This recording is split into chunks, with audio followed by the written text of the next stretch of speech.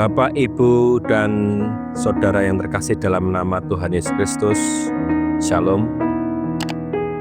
Bertemu kembali di Mantra episode kali ini bersama program Mantra GKJ Silokaton.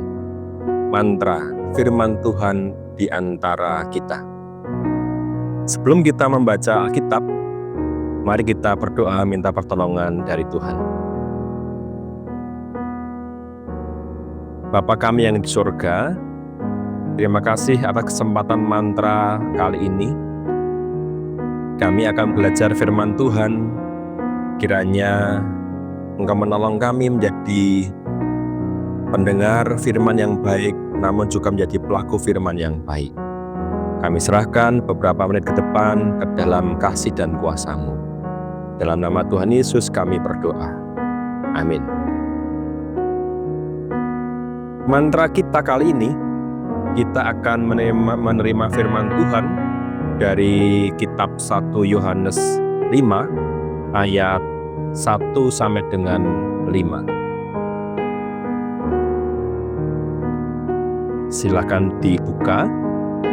1 Yohanes 5 ayat 1 sampai dengan 5 dengan judul perikop Iman Mengalahkan Dunia. Setiap orang yang percaya bahwa Yesus adalah Kristus, lahir dari Allah. Dan setiap orang yang mengasihi Dia, yang melahirkan, mengasihi juga Dia yang lahir daripadanya. Inilah tandanya bahwa kita mengasihi anak-anak Allah, yaitu apabila kita mengasihi Allah serta melakukan perintah-perintah-Nya. Sebab inilah kasih kepada Allah, yaitu bahwa kita menuruti perintah-perintah-Nya. Perintah-perintah-Nya itu tidak berat. Sebab semua yang lahir dari Allah mengalahkan dunia. Dan inilah kemenangan yang mengalahkan dunia, iman kita. Siapakah yang mengalahkan dunia selain daripada dia yang percaya bahwa Yesus adalah anak Allah. Demikian pembacaan firman Tuhan.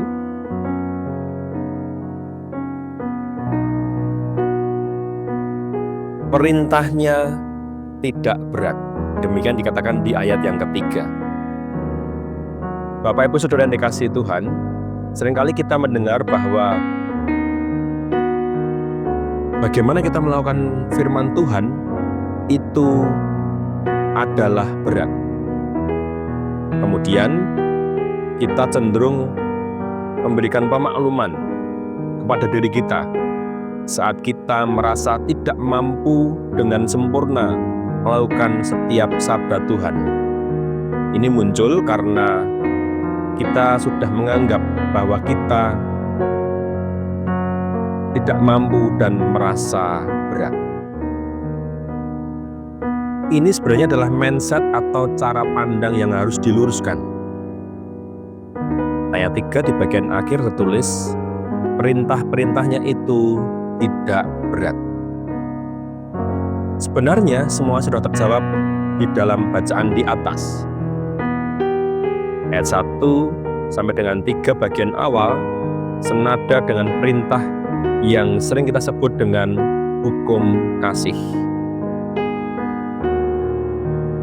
Jika kita percaya bahwa Tuhan Yesus adalah Kristus, Mesias, Juru Selamat dunia ini, dan Allah sendiri, maka kita lahir dari Allah. Yang artinya, kita bisa disebut sebagai anak Allah.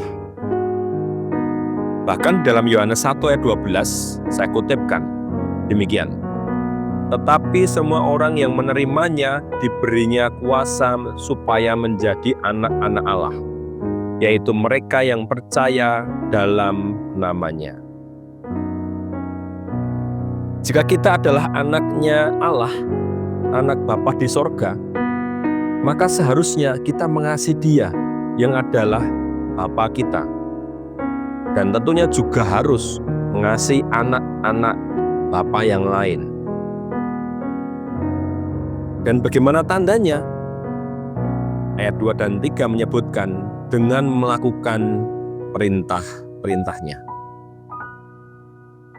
Kemudian dilanjutkan bahwa perintah-perintahnya itu tidak berat. Kenapa demikian? Sangat kontras dengan pernyataan di atas, dikatakan melakukan perintah Tuhan adalah berat, namun dikatakan di sini tidak berat. Itu karena kita adalah anak-anaknya Bapa. Kita percaya Tuhan Yesus yang adalah Kristus. Kita memiliki iman, dan dengan iman itulah kita mampu mengalahkan dunia ini. Ayat 4 dan 5.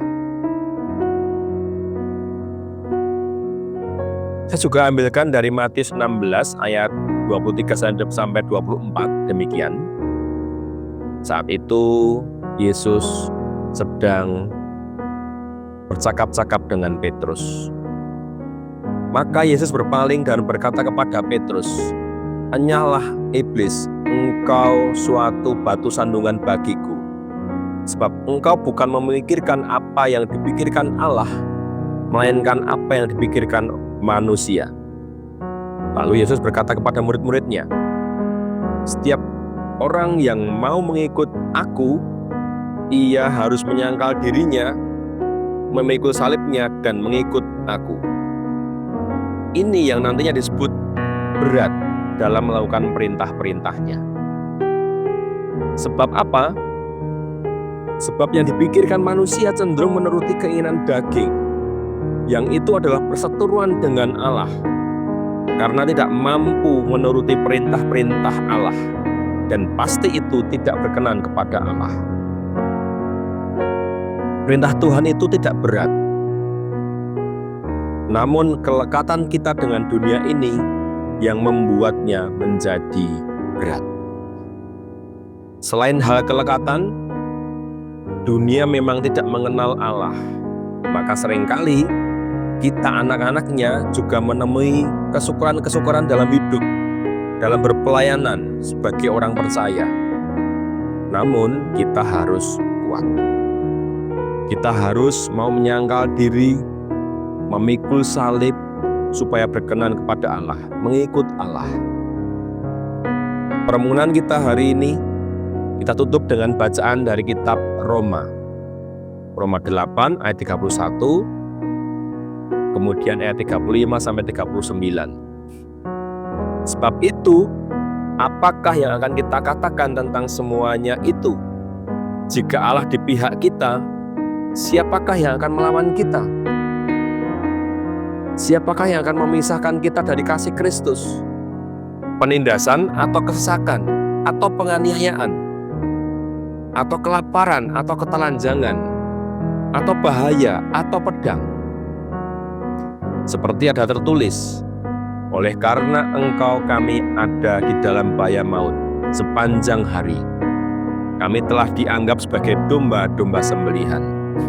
Tetapi dalam semuanya itu kita lebih daripada orang-orang yang menang oleh Dia yang telah mengasihi kita.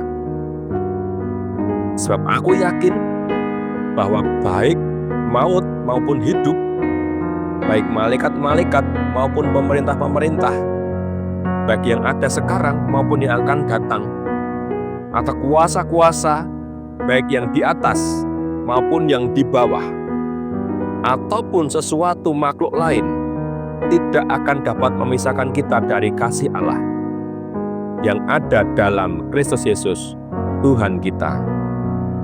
Amin.